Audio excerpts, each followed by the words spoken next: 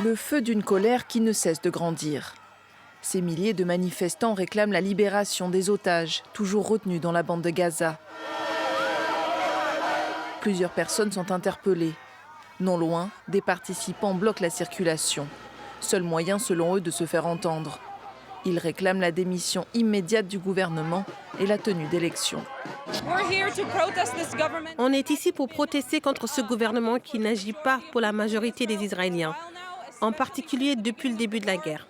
Qu'il s'agisse des otages ou de la relation entre Arabes et Juifs, nous pensons qu'il nous nuit activement. Nous n'allons pas mourir au front ou devenir leurs moutons. Nous voulons que ce gouvernement nous prenne au sérieux et démissionne. Notre pays doit appartenir au peuple et non à un petit groupe de dictateurs. D'après Israël, 252 personnes auraient été enlevées lors des attaques du 7 octobre. 130 sont toujours aux mains du Hamas. Shlomo a vécu le massacre des Juifs en Irak alors qu'il était enfant. Il a vécu des choses qu'aucun enfant ne devrait jamais vivre.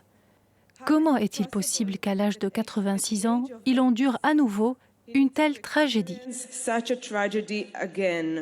Le Hamas s'est dit vendredi prêt à une trêve de 6 semaines qui permettrait la libération de 42 otages en échange de celle de prisonniers palestiniens. Proposition qualifiée d'irréaliste par Benyamin Netanyahou, qui a décidé d'envoyer le chef du Mossad au Qatar pour mener la suite des négociations.